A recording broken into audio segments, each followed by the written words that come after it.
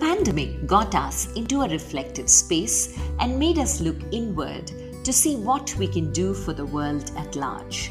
As a self-expression coach, I became a catalyst for women and started Vani, a one-on-one coaching program for women on finding their voice, to speak up, to be visible. As a storyteller, I spotted there were many ordinary people amongst us leading extraordinary lives, making a difference to the world, and they needed to be heard. Thus was born You and I with Rashmi Shetty, where amazing personal journeys with their uniqueness and individuality are showcased. A reaffirmation of the fact, open your eyes wider, the world is far more beautiful when we acknowledge the presence of both you and I.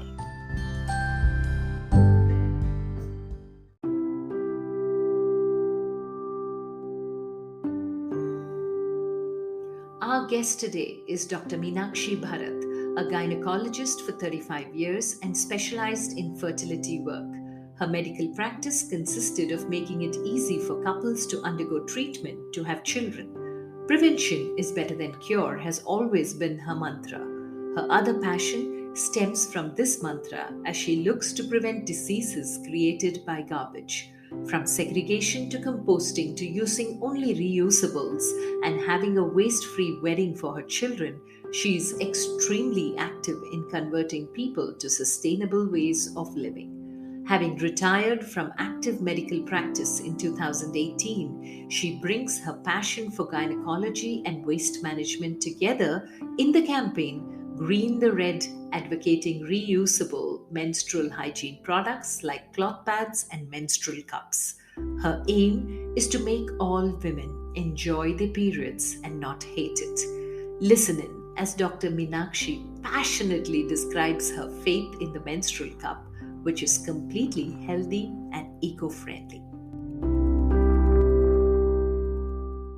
Hi, Dr. Meenakshi. Such a pleasure reconnecting. Your story and you have always been inspirational for me, and therefore, welcome to You and I with Rashmi Shetty. Thank you very much, Rashmi. It's been quite some time since we met. Lots of water has flown under the bridge. I'm sure that things have moved on, and be it the pandemic or anything, I think we have learned lots of things in the last few years and are happy to share it with you. Yes, and that is exactly what we're going to do through this conversation, because this was born in the pandemic as well. But before we get it there, the present, the current situation, I would love to know, what was Dr. Meenakshi as a little girl to the Dr. Meenakshi Bharath that the world knows today? What I understand from what my relatives tell me is that I was quite determined child, and knew my mind right from the beginning. And on my 6th birthday, I decided I was going to be a doctor. So my father bought me, one of those toy doctor sets with a stethoscope, and that made my day. Why I wanted to become a doctor was because my father's younger sister was a doctor and I looked up to her. So that was the beginning of why I wanted to become a doctor. And somewhere in my 3rd standard essay also, I did write that I want to become a doctor because I want to cure my father of his headaches and also go to the villages and help out the people who don't have medicine. But that never happened. It's happening in a different way now, but I'm sure that the service part of it was there right from the beginning. I did join St. John's Medical College in 1976 and spent 5 years there and enjoyed learning medicine, enjoyed making the friends that I did. And it was a left and right path-breaking moments for all of us. Later on in my life, I learned from my mother. My dad is a very conservative person, and he was very worried that if I go into a co-ed school, I'll find somebody there and marry somebody there. So he took an assurance from my mother, and my mother gave him the assurance saying that, don't worry, I brought up your daughter well. She will not go and marry somebody else. She will come back and marry the person that you propose. And coincidentally, it did happen that when I finished my MBBS, immediately after finished my MBBS, I then came back home and then down came Bharat, and the proposal happened, and within a week we were married. So many years afterwards, my mother said that, I had my heart in my mouth till you actually decided to marry somebody that we approved of. I'm sure they would have approved of the other persons also. But, we were still in that mindset that hamara community, hamara thing, like that. I tell you, the risks that our parents take for us, enormous. But you were not aware of this promise that she had made to your dad. No. We 6-7 years after I got married, she told me this. Wow. Okay. Never told me. That shows the sort of trust that she had in her child, the upbringing that she had brought up. But I think all parents will give their everything for their child. True. I remember on my 21st birthday, I said, Dad, I want to have a birthday party with all my friends. Can you send me 250 rupees? And 250 rupees in 1979 was a lot of money. And I didn't realize at that point what sort of things I was asking of my father.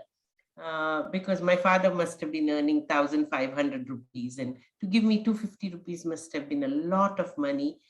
So he, without batting an eyelid, he sent me the money, and I had a great party with all my friends. And, later years, when I sat down with him and said, what was your economics then? How much did you spend on me for my medical education? And it turned out that it was 25,000 rupees that he spent on me. And it was a, king's ransom at that point. Sure. And we don't even bat an eyelid when we ask our parents or some things and say, can you really spare that sort of money? What are you depriving yourself of to give me what I'm asking you? These are things that just never occur to you. And then when I got married, I told Bharat, my father-in-law is not getting a handsome pension. He won't take money from you. So why don't you say that you will only pay him 500 rupees for his medicines, so that, his ego is intact, your ego is intact, and you are helping them out monetarily. Being a son, you need to.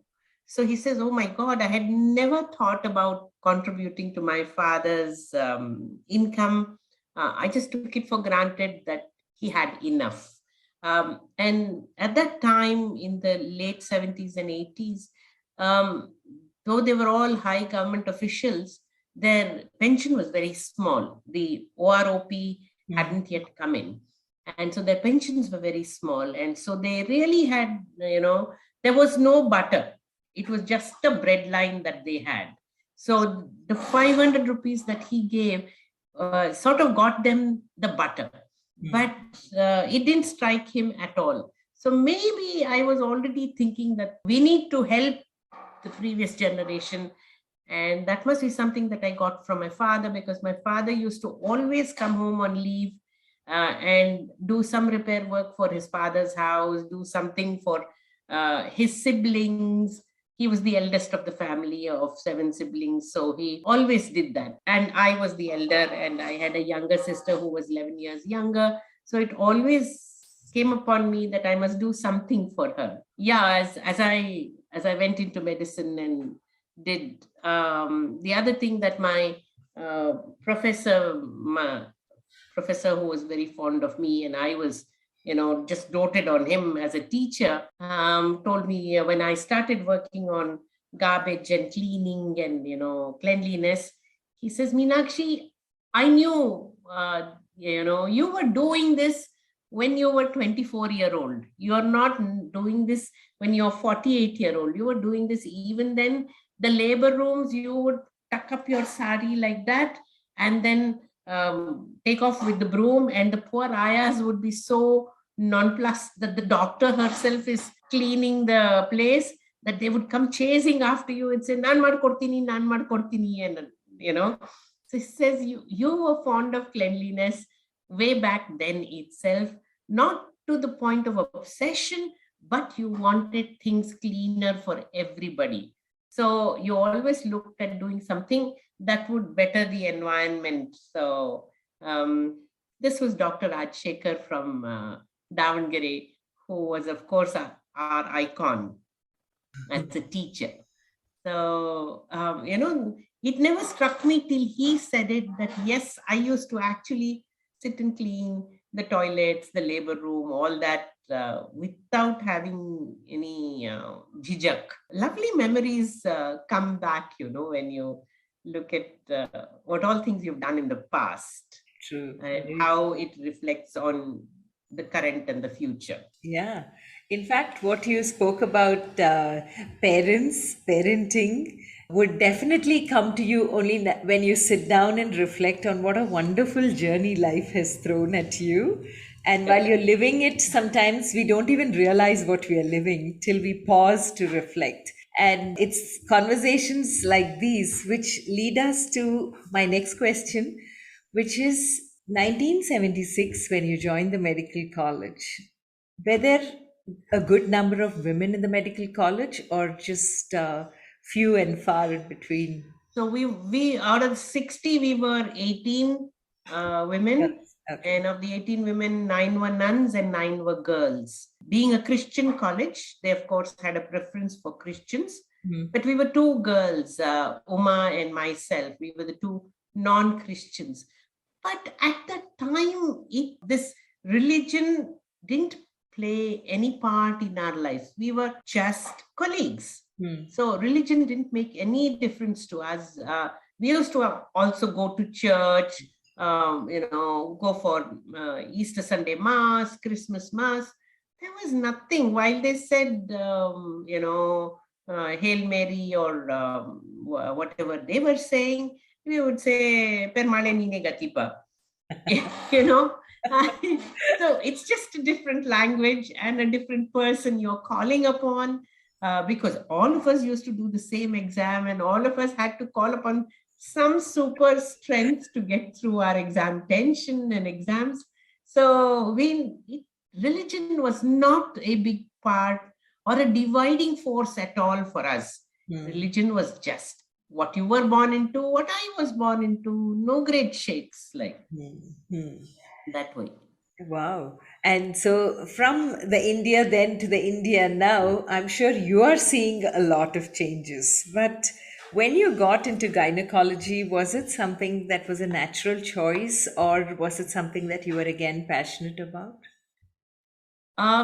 Well, when I took up, wanted to do post graduation, I had three subjects in mind. One was pediatrics, one was psychiatry, and one was gynecology. I was already married, and my husband was in the Middle East, so there were not many opportunities in the Middle East at that point. So, pediatrics, while I was doing internship, those kids would scream at you and you could hear nothing. So by the end of the 1 month pediatric course that I did, I said, no more. Pediatrics is not my cup of tea. And so then I looked at psychiatry and then looked at gynecology. And by then I had a very good friend of mine called Dr. Philomena Vaz, who was mentoring me when I did my gynecology posting. And I liked the way she dealt with it. And I realized that when you do gynecology, you're looking at women who are, 90% healthy. So you're looking at a healthy population.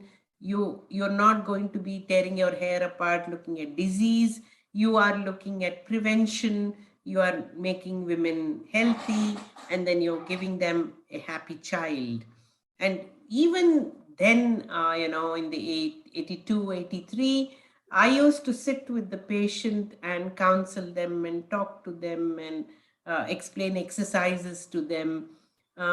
Something that was the bedside manners hadn't yet been Sure. told to us or taught to us. But I found myself doing it and I found myself liking the fact that I could connect with the patient after the delivery and tell them, how do you sit and feed the baby? How do you deal with the various things? And the nice part at that time was we didn't have any disposables. So there was nothing to throw away, no garbage at all. The whole thing came up, in 10 years' time, by the time 1990 came up, all the disposables came into our lives, and that's when we started having so much of garbage. But I came down to Bangalore for my first delivery in 88, and we were still using cloth nappies, and I remember my mother spending 2-3 hours a day washing the cloth nappy with a soap that is not harmful to the baby and hanging it out in the sun. It's such a clear memory that she took that portion of her life so seriously that the baby must not get a nappy rash. And and then I was so thrilled to see the pamper, the diaper, the disposable diaper. I said, wow, what a wonderful invention. And I'm aghast that I thought that it was a wonderful invention in 88. And now in 2008-10, I have been fighting to get people to use the reusable diapers for my grandchildren. All the three of them, we have only used reusable diapers, and saying don't use throwables, don't use anything that is single-use disposable. It's not good for our earth. And it was only in, so I think 2006 or something, not 2006, 1996, we were going for a picnic in Dubai, and instead of taking the right turn, we took the left turn. And suddenly we found ourselves in the middle of huge mountains of garbage that was burning. And we said, oh my God, don't tell me this is where our garbage comes. And UAE has lots of land. So they were just dumping all the garbage there and setting it up on fire. So that was the first time that I actually encountered what happens to my garbage, that we are contaminating the soil around us, that we are creating rubbish. But even then, I remember we used to, when we went on picnic to the beach or so, we wouldn't have disposables. I would still have steel lotas and all that. So one of those days that we went for a picnic, my cousin brother did a clearance sale, and 6 lovely steel lotas, he took it and put it into the dustbin. And then later on, I asked him, hey, Sanjay, where did my steel lotas go? Oh, I thought that they were disposable. Chucked it out like. So truly, we were not the very disposable variety mindset. So when I came back with 36 melamine plates and so many glasses. And IKEA has such wonderful reusables. Yeah. So brought that all back, and I still have it. I've lost a few plates, but beyond that, most of it is still there. And so that was the beginning of the plate bank that, happened in Bangalore, where people started sharing their plates. And their utensils for parties. Not everybody needs to have 100 plates. You have 20, you have 20, you have 20, and you just share it. Occasionally, you will lose one or two, or one will break, but it doesn't matter. So, it was a building block that was happening about how to reduce the amount of garbage that you are producing. And I remember in the army days, my father is an army officer, the ladies, the wives would pride themselves on having napkins with lovely embroidery on it. And it was your showcase how good a house, as if you are to say, crockery hai, cutlery hai, and then you have lovely napkins. So nothing disposable. So really we were brought up with the non-disposable attitude. And I remember when we used to travel in the train, we used to have hampers of khana. Yeah. Though we used to get khana from the railways also, And I remember such lovely dahi katori, steel katori, dahi aata tha, gut dahi. And it used to be a pleasure to travel because you used to get such nice food and nothing disposable. And nobody, India was such an honest place. Nobody took away those katoris. We didn't flick the steel things that were there. Lovely place. I think India is a great country to be in. Even today, I have no qualms about coming back to India. 20 years we stayed in the Middle East. And then at the end of 20 years, just as my parents were growing older and the children were also growing older, we said, let's move to India so that the children can resettle themselves in India because they were 10 and 12. And I said, let's move back. Parents are not getting younger. They will need my assistance. And since, my mission was to take care of my parents, even when I was a 6-year-old. So I said, let's move back. And we moved back in 2000. And I have loved every year of the 22 years we've been back in India. Done so many things that would not have been possible if we had continued to live in Dubai. I know. No, I love the idea of the plate bank that you spoke about. And your son's wedding video has gone viral on how it was completely sustainable. So, I did that for my daughter's wedding also, except that because it was my daughter's wedding, I had no time to do any recording.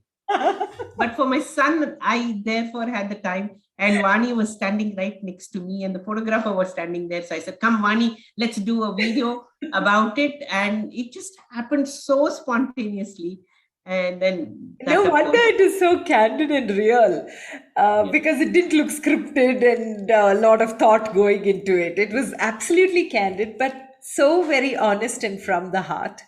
And I am really surprised. Now, are you realizing that everything that you had all the way while you were growing was completely sustainable, environment friendly? That now, when you're connecting the dots, you can see the pattern? Or were you very aware as you were growing up about sustainability and being eco friendly?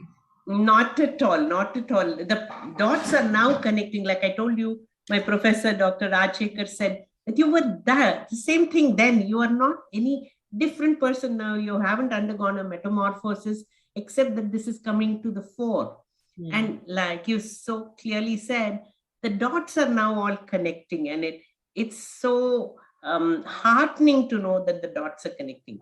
And what is more heartening is to know that my children and their spouses are also of the same kind. So when my daughter got married, I went up to my sambandhis and said that I would like to have an eco-friendly wedding. Ee tara ಮಾಡ್ತಾರಾ? It was the question. I said, ನೀವು ನನ್ನ ಮೇಲೆ ಬಿಟ್ಬಿಡಿ, ನೀವೇ ಮಾಡಿ ಅಂತ. So I should actually send you they penned a song on me. It was so funny. So then, Nambigiti, Meenakshi, Nodokella, Sonakshi, something, it goes on. So they were very amused by the fact. But they just agreed to it, and they really enjoyed everything that happened to them, was dished out to them at the wedding. So they also agreed. And then my son's mother-in-law also went out of the way. That was the video that you saw. Out of the way to make it completely eco-friendly. So it's just that I think all like-minded people have come together. And Vani Murthy and I met in 2004, and we gelled so beautifully together that the first 10 years from 2004 to 14, we did so many projects together. It was very heartening and very nice.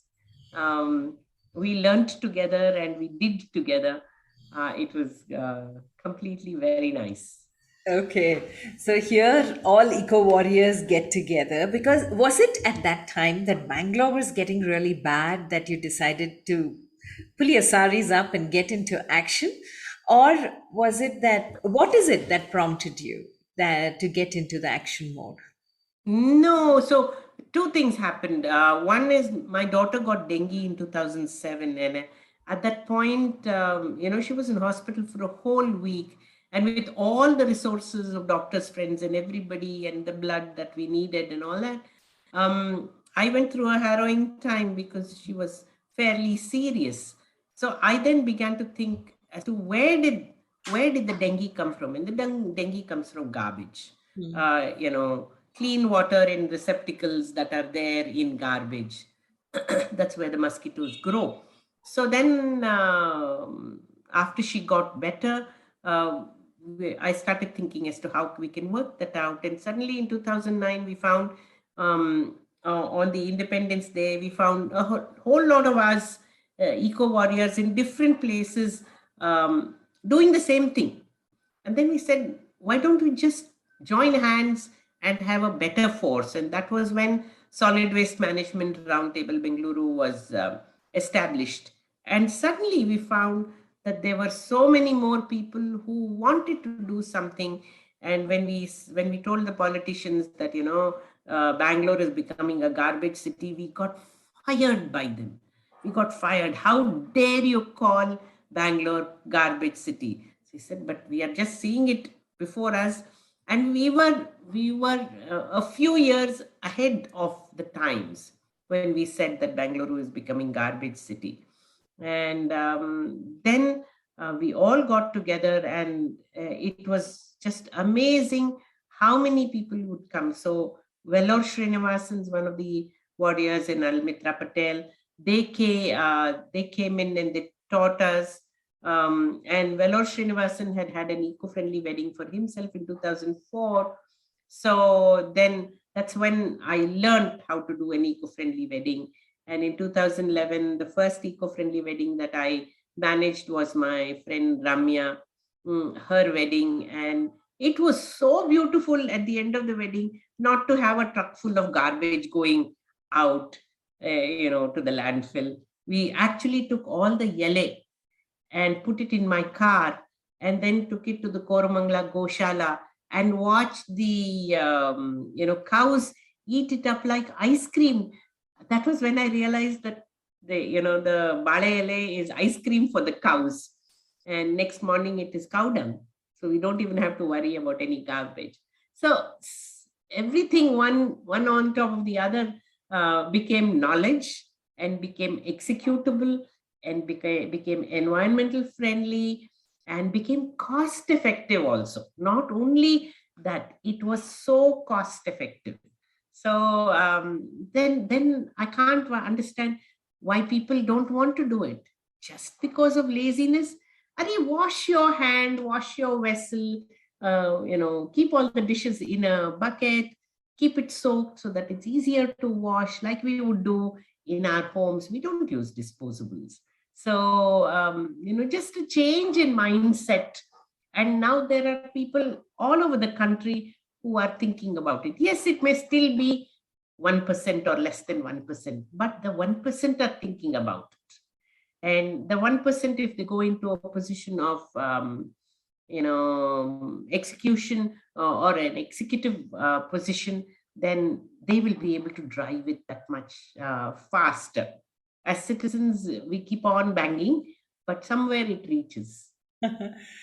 And for all the work that you and Vani do in the space and the entire team does, how is the current generation to this whole thing? Very receptive, very easy to convince, or very responsible? What is the kind of reaction you're getting from there?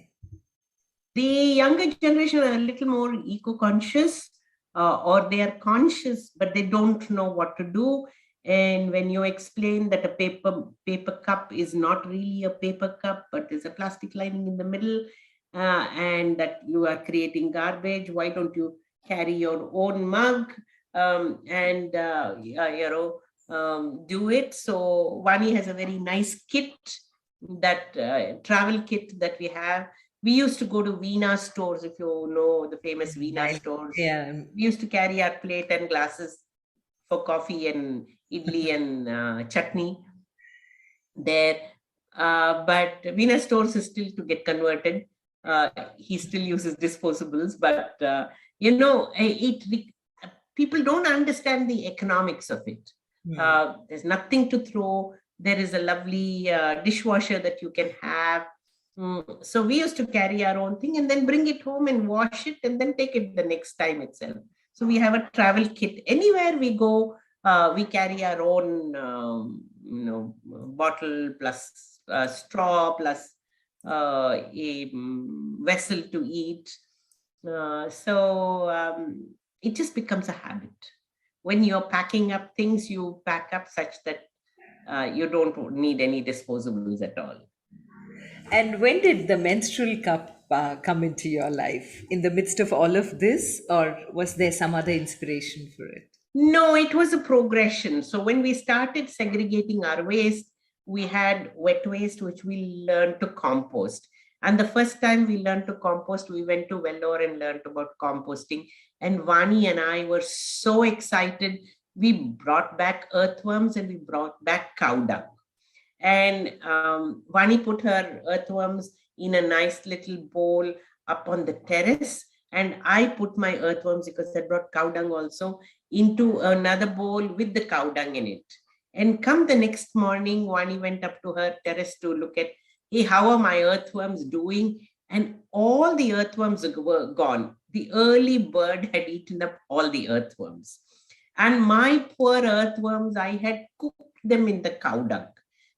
They just died in the heat of the cow dung. I was, seeing cow dung for the first time, though I had, my grandmother had a goshala behind, but we never touched the cow dung. So I didn't realize that fresh cow dung is so heaty. So the poor earthworms died there. So that was our beginning of how we started looking at composting. So both of us experimented with our composting in different ways. Vani in a different way. Me, I wanted to do leaf waste composting, that way. And from composting, then we looked at our dry waste, because segregation happened. Then we looked at our dry waste and I said, oh my God, how much of garbage are we creating? So then we started using reusables and carry bags and all that stuff, cloth bags. And then we sort of slowly reduced the total amount of garbage. We even went to the extent of carrying our own bags and going and buying wholesale. It doesn't happen all the time, but we try to do it as much as possible. And then we were left with the reject waste. The reject waste was sanitary waste, by which time I had crossed my 50 and I was menopausal. So I had no sanitary waste coming from my house.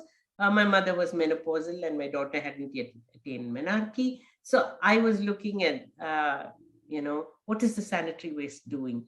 And then we started looking at the evolution of the sanitary waste and what happens to it.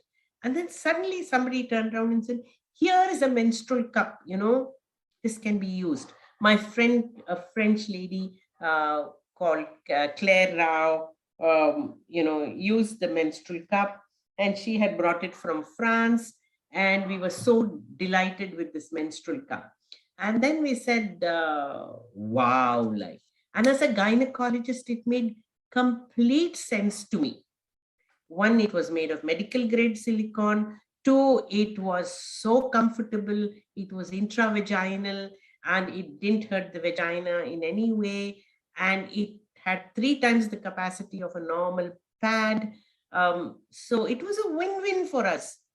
And I didn't have to worry about removing it every 4 hours, because the capacity was 3 times that of a disposable sanitary napkin. And so we said, wow, this is the way forward for women to have healthy periods.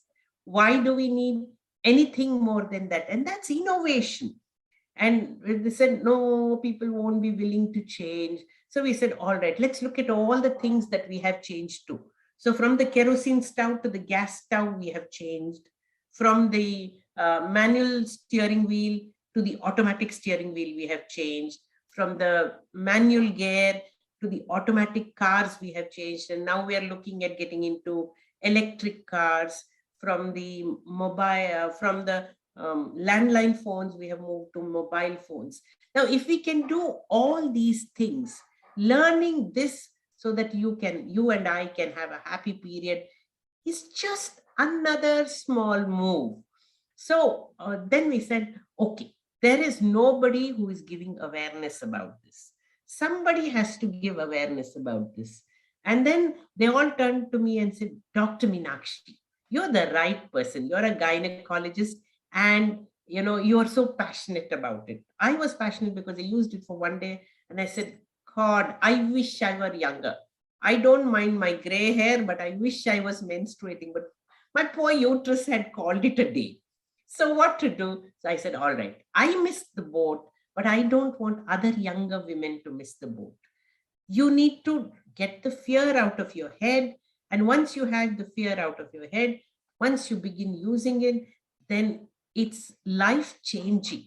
It completely transforms the way you look at menstruation. And then you say, why? It never troubled me. Why did I allow it to trouble me? Just because we were using disposable sanitary napkins. So cost effective, 90% of the money you save, no trash, and the most comfortable feeling periods you have. So we used to wait to be pad free when we became menopausal. Now you are pad free the moment you start using the menstrual cup. So it's like that. So it's been a wonderful journey, and since 2015 we've been going hammer and tongs about this also, along with being eco-friendly in other ways. This is healthy, this is comfortable, this is non-irritant to the vagina, this is no rash on your thighs, no worries about peeing and pooing, and no worries about needing lots of water to wash it. You need half a cup of water to wash it.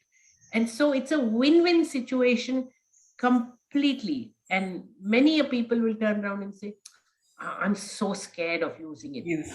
I said, you're not scared of having intercourse. Why should you be scared about using this? This is just the same thing. So open your mind to it. If you open your mind to it, then this is the most comfortable thing. And then should I sterilize it? Should I wash it with hot water and all that?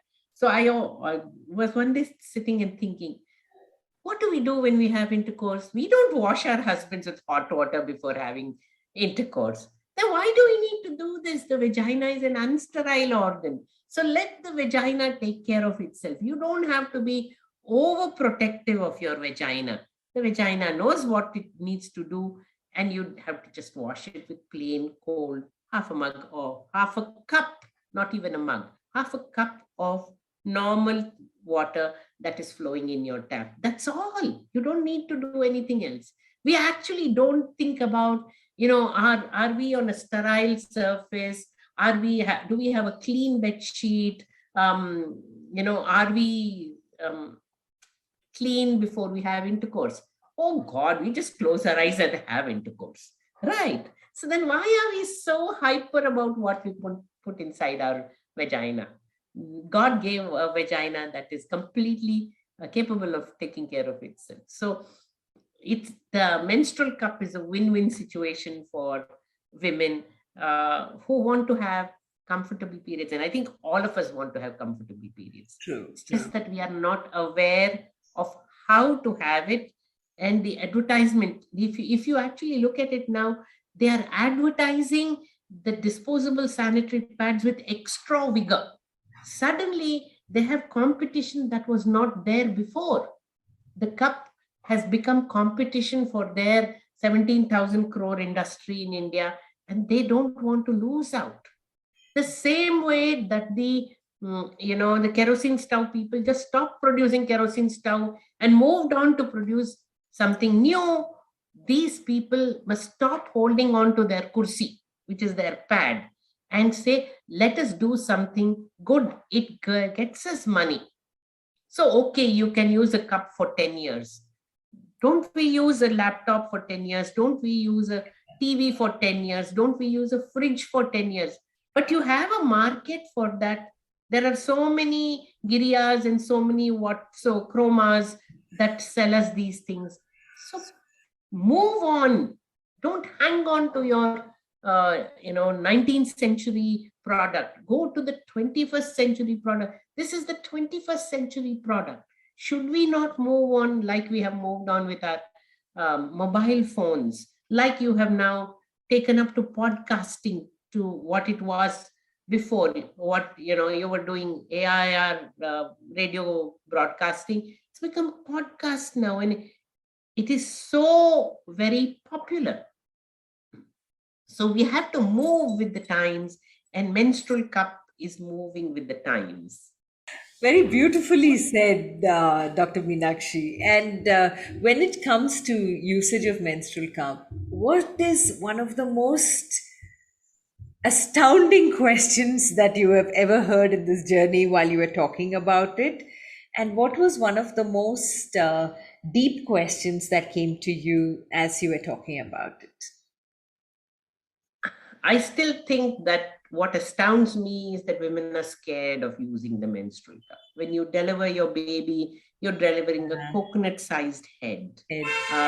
When you're having intercourse, it's the same size of the menstrual cup that goes inside. And what astounds me is medical people also have the same fear that the common man, common woman has. It doesn't make sense to me, because you are, as a gynecologist, we are examining a woman in her vagina every day in and day out. Then why is it that we are ourselves scared? So that's something that I haven't been able to fathom out. But there is a learning curve. And once you go over the learning curve, then you shoot off. So there are many stages of cupworting. I call it cupworting. So the first stage is, no, मैं cup नहीं पहन सकती हूँ. Impossible. Then your friend comes and says, अरे मैं use करती हूँ, इतना आराम है, तुम भी use करो. So then you say, all right, थोड़ा सा घबराहट, I'll remove it from my head and I will put it, let me try it. Then the first time I tried, अंदर फंस गया, मैं क्या करूं, डॉक्टर के पास जाना है. Then you manage to remove it, and then you say, अरे अंदर डालने में मुसीबत नहीं थी, बाहर निकालने में मुसीबत नहीं थी. So the next morning you catch up with your friend and say, it was such a wonderful experience. And then the third friend, you will say, आप नहीं इस्तेमाल करते हो, अरे you must use it. So then you are in the cupworting situation, and then you are, of course, tom-tomming to everybody. So the 4 or 5 stages of cupversion is too funny when you look at it. So you This go is like from, an animated film that I just saw. it is so it's truly like that. So just before the pandemic started in March of 2021, February, I had an opportunity to go to Vanivilas Hospital and speak to the doctors and nurses there about the menstrual cup. And 10 of them, 5 doctors and 5 nurses took it up.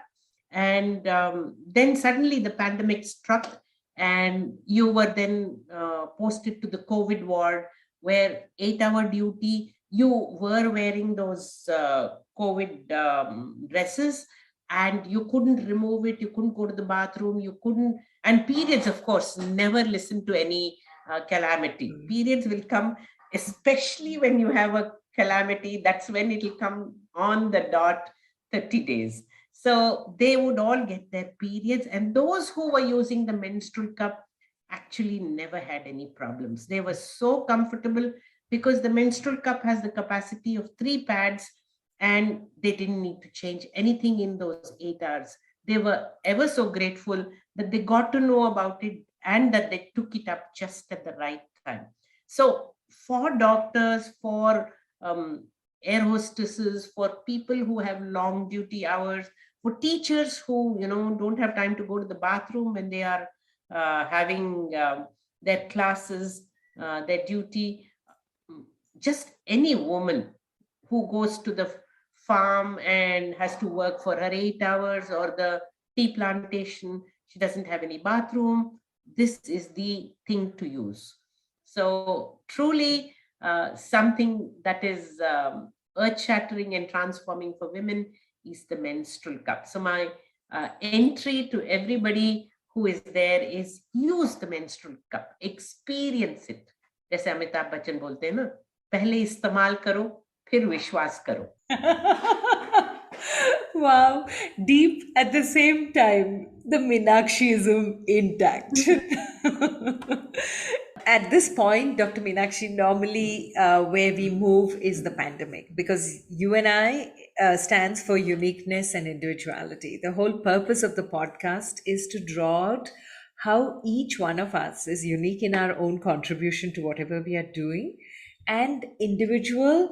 Still, we all meet somewhere, because the common good is what most of us hold together. And if each one goes out and sees, when we move beyond ourselves to make a difference to the world at large, there's a very beautiful space we are all occupying. The pandemic has been reflective for all of us. What has it done to you? One is, of course, it's like most people said, we as a family got together, we spent time together, and we even did exercise on the terrace together because we didn't want to go out. So it was the first lockdown was very good because we actually lost weight. That was one. Two, we realized that we could actually subsist with not shopping. So I think 2 years or so we did no shopping. जो घर में था उसी को इस्तेमाल किया. And then you totally forgot about being a show off to others. You get dressed up to show how beautiful you are to others. You actually went inwards and realized that there is so much beauty in you and in the people around you that you don't need to be wearing lipstick and whatever else, makeup and fancy clothes and all that. Not necessary. We can live with whatever we have most comfortably. Just roti kapda or makan. And a lot of us are fortunate to have that bit of roti kapda or makan. And then you started looking at what happens to those who lost their earnings, lost their jobs. Then you started doing something for it. And at that point, I told people, don't distribute disposable sanitary napkins. They only last you one period. I mean, they only last you 6 hours. They don't even last you a day. So don't dispose. Give them cloth pads, give them menstrual cup. They will learn, in an emergency, you learn so many things. In an emergency, you learn to swim because you don't want to drown. Yeah. So they will learn that and they will use it. And so that was the time that we actually revved up the production of cloth pads for young girls and menstrual cup and did so many. And the Zoom platform just opened the windows to everybody. We were going to one school and speaking to 100 children. We were now speaking to somebody in Africa and somebody in America and somebody in Australia. It didn't matter. The world had become totally shrunk because of the virtual platform. And that was a revelation to all of us that we could now be friends with so many people. We haven't met over 2 years, but just because we've been on the Zoom platform, we have become such wonderful friends and done so many projects together. So it is like that. I think that has been a great learning for us. And of course, we have all had to rev up our abilities to learn new things. So if you can learn how to do Zoom, I'm saying you can all learn to use the menstrual cup. And I'm passionate about it because I want women to have happy periods without any abdominal cramps, the dysmenorrhea that we talk about, and no rash and no trash. This is 15 grams of medical grade silicone that will take you for 10 years. Just imagine, instead of 1,800 pads that you will throw, this one cup will carry you for 10 years. Isn't that wonderful? Yeah. I keep saying, your Mangal Sutra is for showing others. The cup is for using it for yourself. People say, oh my God, this is Meenakshiism. No, don't tell me about what she says. My comparisons can be a little embarrassing, but that's when you remember that, that is the difference that a menstrual cup can make. True. True. And your passion is definitely visible.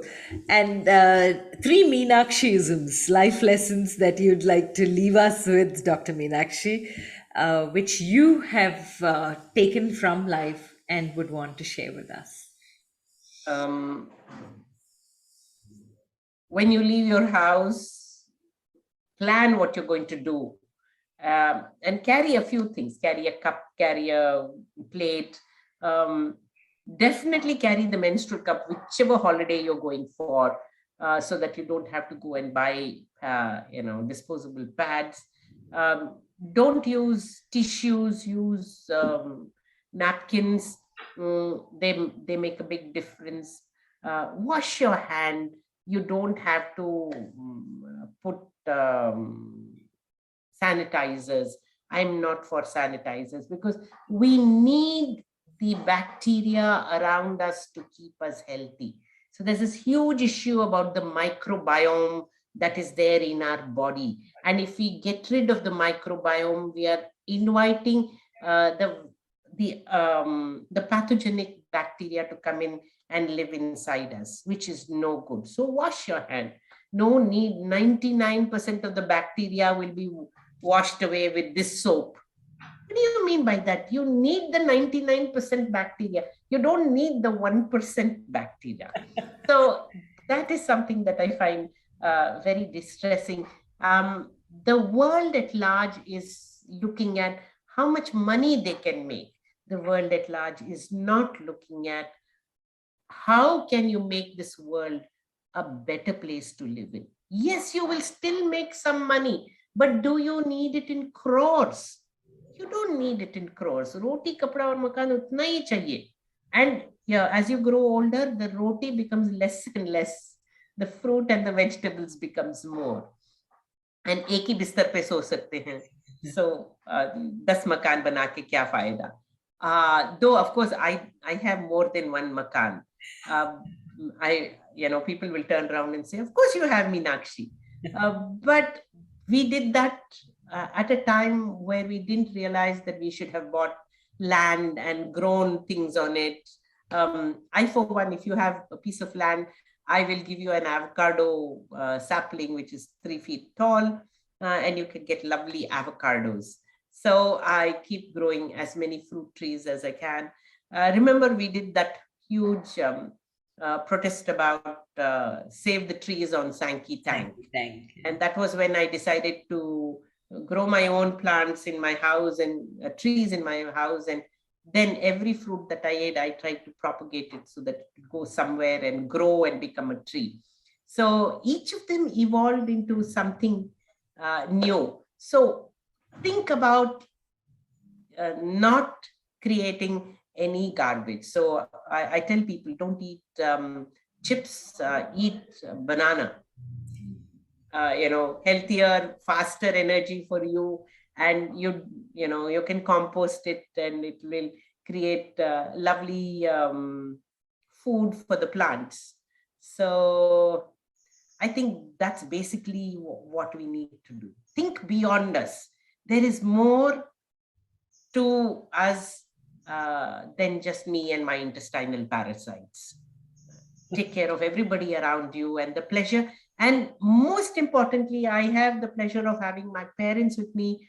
And though we are alike and we rub against each other and have altercations, it's such a pleasure to be 63-year-old and have your parents with you and take care of them the same way that they took care of us and our children. Not only us, our children also, they brought them up to be such wholesome human beings. I owe them a lot, both my parents and my parents-in-law. I owe them a lot. And I've had the good fortune of now in the last 10 years doing things for my parents, which I didn't do because they were young and fit before. They're not young and fit anymore. But remember that they must have sacrificed so much. And when I look at it, what are the things that they did for me and sacrificed for themselves? I realize, oh my God, the least I can do is to, take care of them as they become more frail and, frail in the body, frail in the mind. I don't know where I'm going to go. And my daughter says, Mom, you're not going to be like this. You better be, nice to us. So yes, they have all. So it comes by example. If you will take care, if my father took care of his parents, therefore that was the example that I had. I took care of my parents. Then there is a good chance that my children will take care of me in my, old age, cranky self, whatever. But that is something that we all need to remember, that we should take care of the older fogies, because they're not capable of doing what they are. And at 40, you don't even think. When I was 20 and my father said that he was friends with his friend for the last 40 years, I said, oh my God, what an old man he must be. Because from first standard to, to 40 years, they were friends, or 45 years, they were friends. And now I have friends who are been friends for the last, from 18 to now 63, that's 45 years. And as we grow older, we realize that the knees are creaking and you can't climb up the stairs as fast enough. And then we realize that, yes, old age is coming up. However fit you think you are in the mind, it is coming up. So enjoy every bit of your life. You don't know when your cup will be full and you will just conk it like that. But if we conk it like that, we are very fortunate, without suffering. The other day, my colleague's brother-in-law just sat on the chair and died. By the time his wife came from the bathroom, he was no more. What a wonderful way to go. Yes, shocking to the relatives, but for him, it was the most wonderful way to go. So we just pray that, God will give us a nice ending, but in the meantime, enjoy every bit of it and don't harm. I mean, though it sounds preachy, don't be nasty to anybody. Always think that if that statement was made to me, how would I feel? And if you thought that you would feel cringy, then don't make that statement, because you're going to make that other person feel miserable. So joy is what you must give everybody. And I think I try to do that to the best of my ability. Of course, I will, chuko sometime, but that's the idea. Wow. You definitely are a woman who lives every minute, every second of your life. Thank you so much for this rich life lesson book that you gave us. I asked you for three, you gave us a book. You really are generous. And people who do not think just of themselves, but go beyond, and more than anything else, the planet Earth that we need to now give to our children because we've only borrowed it from them. And what a beautiful lesson you're doing it every day with the life that you're leading, Dr. Meenakshi. May your tribe increase. May God bless you with all that you need. And honored to have you on You and I with Rashmi Shetty. A pleasure completely mine. And may all your dreams come true. Thank you so much, Rashmi. Thank you. It was a pleasure talking to you.